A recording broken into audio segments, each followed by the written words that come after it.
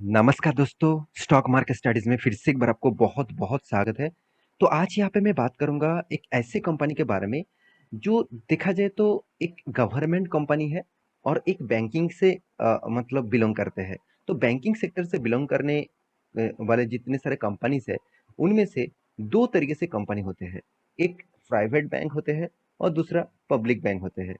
तो PSU sorry P माफी चाहता हूँ, यहाँ पे पीएसयू जितने पब्लिक सेक्टर बैंक है, तो उनमें से इंडिया के नंबर वन बैंक कौन हुआ? आप सभी जानते हैं, स्टेट बैंक ऑफ इंडिया मतलब एसबीआई।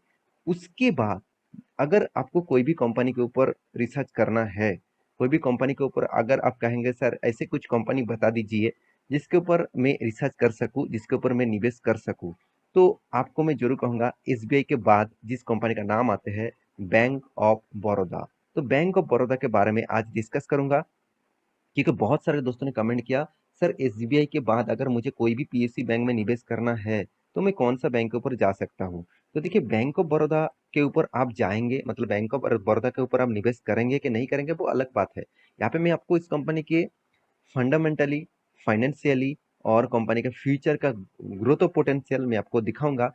इसके बाद आप कुछ भी डिसीजन ले सकते हैं। तो मैं पहले एक डिस्क्लेमर जरूर दूंगा, मेरे पास इस बैंक ऑफ बड़ौदा का कोई भी हिस्सेदारी नहीं है, क्योंकि मुझे इस बैंक में उतना खासियत कुछ देखने को नहीं मिला। तो अगर आपको सही लगा इस बैंक, तो आप कोई भी डिसीजन आप ले सकते हैं। तो चलो मैं एक एक करके पूरा डिटेल्स यहाँ पे डिस्कस करूंगा। सबसे पहले मैं इसके चार्ट पैटर्न आपको दिखाऊंगा। तो चार्ट पैटर्न में क्यों दिखा रहा हूँ, देखिए, लोगों के मन में इसीलिए क्वेश्चन आया क्योंकि company 52 week high level cross कर चुके हैं।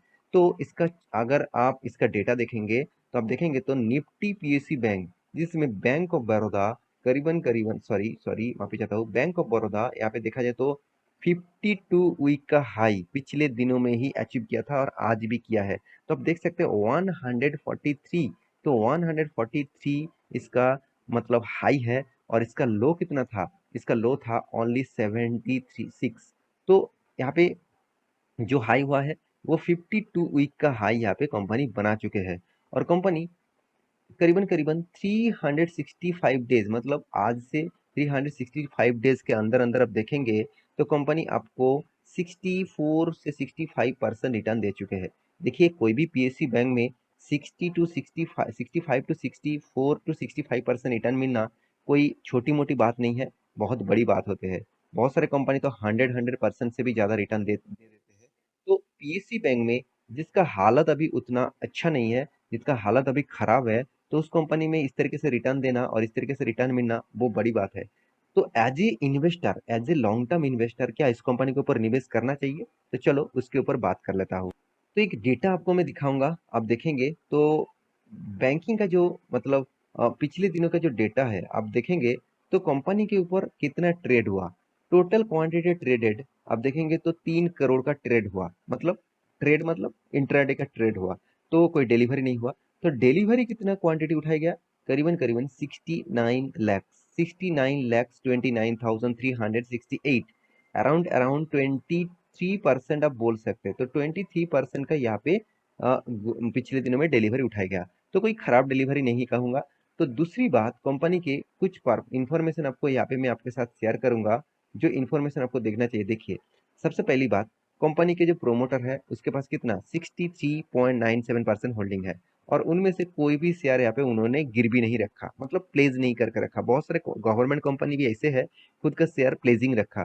प्लेजिंग का मतलब क्या है? मान के चलिए आप भी कर सकते हैं, मान के चलिए आपका डीमेट अकाउंट में 5 लाख रुपया आप होल्डिंग करके रखे हैं, मतलब निवेश करके रखे हैं लॉन्ग टर्म के लिए। तो आप ट्रेडिंग भी करना चाहते हैं तो आपके पास पैसा नहीं है, तो आप इस 5 लाख को गिरवी रखकर मतलब फ्लेज करके उससे पैसा उठाकर आप काम कर सकते हैं। अगर आपका मतलब इंट्राडे में प्रॉफिट हुआ तो वो 5 लाख सेव रहेंगे, अगर लॉस हुआ यहाँ से पैसा कटते जाएंगे। तो सेम टू सेम मतलब कोई भी कंपनी इस तरीके से काम करते हैं, खुद का शेयर को गिरवी रख के वो फंडिंग उठाते हैं बिजनेस के लिए। तो यहाँ पे कोई भी डेटा नहीं है तो अच्छी बात है। अभी जो पॉइंट्स आपके साथ शेयर करूंगा वो बहुत इंपॉर्टेंस है, अभी ध्यान से देखना, क्योंकि कंपनी का फिलहाल हालत क्या है वो वहां से आपको पता चलेगा। तो सबसे पहले मैं कंपनी का कुछ रिपोर्ट दिखाऊंगा, आप खुद भी जाकर सर्च कर सकते हैं। आप बैंक ऑफ बड़ौदा का रेशियो चेक करेंगे तो आपको पूरा डिटेल्स यहाँ पे मिल जाएगा। और इस मनी कंट्रोल साइट के ऊपर जाकर भी आप देख सकते हैं। देखिए 2018 में कंपनी का बेसिक अर्निंग्स, यार बेसिक अर्निंग कितना था, 10.5% माइनस में था। अभी धीरे धीरे धीरे धीरे करके बढ़ते बढ़ते अभी 14% आ चुके हैं इस बार। तो कंपनी का सबसे जो इम्पोर्टेंट पॉइंट मैं देखता हूँ वो है कंपनी का रेशियोज। तो चलो मैं एक बार आपको रेशियोज के बारे में दिखा ही देता हूँ डिटेल्स में, तभी आपको और भी क्लियर हो जाएगा। मैं जो चीज़ हमेशा देखता रहता हूँ वो है कंपनी का कासा रेशियो। इसका कासा रेशियो किस तरीके से चल रहा है वो मुझे दिखा दिखा देता हूँ। देखिए कासा रेशियो, इसका परसेंटेज देखिए 35% था 2018 में, 19 में 35,000 और 20 में भी 35,000, 21 में 40,000, अभी 41,000 2022 में बन चुके हैं। तो इसका मतलब धीरे धीरे धीरे धीरे करके कंपनी का कासा रेशियो ग्रोथ हो रहा है। इसका मतलब लोग, देखिए कॉर्पोरेट जगह पे आप देखेंगे तो प्राइवेट बैंक को ज्यादा प्रेफर किया जाता है, क्योंकि प्राइवेट बैंक में उसको लोन भी ज्यादा मिल जाता है, बहुत सारे फैसिलिटीज भी मिल जाता है। कॉर्पोरेट जगह पे आपको पीएससी बैंक में उतना ज्यादा ग्रोथ नहीं दिखेगा। गांव गांव तक जाएंगे तो आपको पीएससी बैंक का ज्यादा से ज्यादा ग्रोथ पोटेंशियल दिखेगा। तो इसीलिए कासा रेशियो का मतलब आप सभी जानते हैं, करंट अकाउंट और सेविंग अकाउंट से जो पैसा आता है वही बैंक के लिए एक, मतलब वही पैसा बैंक क्या करते हैं, लोन के हिसाब से बांटते हैं, और लोन के जो इंटरेस्ट आते हैं वही से बैंक चलता है और बैंक का अर्निंग होता है। सारे खर्चा वहां से ही उठ उठ जाता है। तो अभी देखने को मिलेगा कंपनी का रेशियोज, तो बहुत इंपॉर्टेंस है, इस रेशियोज को ध्यान से देखना। सबसे पहले मैं जो रेशियोज देखता हूँ वो है नेट एनपीए। तो एनपीए के हिसाब से मतलब बैंकिंग का जो नॉन परफॉर्मिंग एसेट होता है, जो एसेट परफॉर्मेंस नहीं कर रहा है, मतलब बैंक ने जो लोन दिया वो लोन मार्केट में अभी तक कितने पड़े हुए हैं, जो लोन अभी तक उठा नहीं पाया, वो आपको देखना चाहिए। तो मुझे एक चीज, मैं पहले आपको एक डिस्क्लेमर दे चुका हूँ, एसबीआई के पास मुझे इस कंपनी के मतलब डेटा क्यों पसंद लगते हैं, क्योंकि देखिए इसका एनपीए धीरे धीरे धीरे धीरे कम होता गया, एक अच्छी बात है।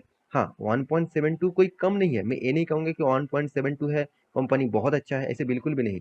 आप कोई प्राइवेट बैंक उठा के देख लीजिए, वहाँ पे 0.50 से भी कम है। तो 0.50 0.60 इस तरीके से कुछ लेवल में है। तो एक एक रुपया के नीचे होता तो मैं एक बहुत बड़ा पॉजिटिव मानता। एक मतलब 2 रुपया के नीचे है तो भी मैं यहाँ पे कहूंगा थोड़ा सा रिक्सी कंपनी है। तो फिर भी अदर देन पीएससी कंपनी को चेक करेंगे तो उतना रिक्सी भी नहीं है। तो कॉस्ट ऑफ लाइबिलिटी के बारे में बात करते हो, करीबन 4% का कॉस्ट ऑफ लाइबिलिटी है। चलो कंपनी यहाँ पे अच्छा खासा मेंटेन किया, और कर सी आर परसेंटेज भी अच्छा खासा है, 15% उसके पास है।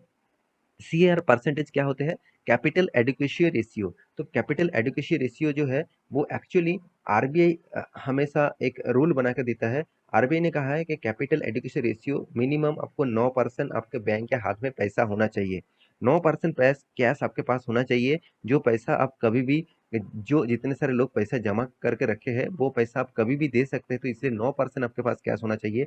अगर देखिए यहाँ पे परसेंटेज नहीं ठीक कर देते तो बैंक क्या करते, पूरा का पूरा पैसा लोन में बांट देते, तो इसमें तो बैंक जल्द से जल्द डूब जाते, क्योंकि कस्टमर को तो भी पैसा चाहिए ना।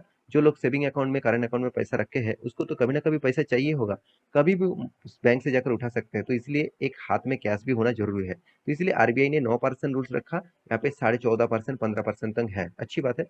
तो कंपनी का रेशियो, जो पैग रेशियो मुझे बहुत शानदार लगा। तो कुछ पॉइंट्स यहाँ पे मुझे इस कंपनी का बहुत खास लगा।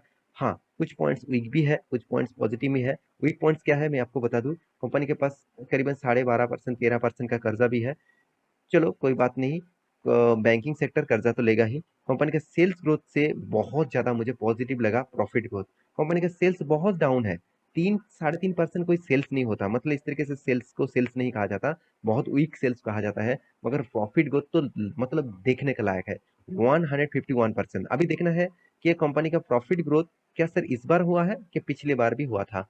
तो कंपनी का मार्केट सेल्स जो है, तो एक एक रुपीज से भी कम है, मतलब 1 रुपया कमाने के लिए 1 रुपीज से भी कम पेमेंट करना पड़ रहा है, चलो अच्छी बात है। प्रॉफिट एंड लॉस के बारे में बात करूँ तो आपको दिखेगा हर साल में कंपनी प्रॉफिट को मेंटेन नहीं कर पाया, बीच बीच में कंपनी लॉसेस भी किया, एक दो बार लॉसेस भी किया, कभी कभी प्रॉफिट को कम भी किया, कभी कभी ज्यादा भी किया, इस तरीके से कुछ कंपनी का परफॉर्मेंस चल रहा है। तो अभी कंपनी का रिटर्न ऑफ रेशियोज के बारे में बात करूँ तो आपको 10 साल में नेगेटिव, 5 साल में नेगेटिव, 3 साल में कुछ प्रॉफिट, और 1 साल में तो 80% का प्रॉफिट यहाँ पे मिल चुके हैं।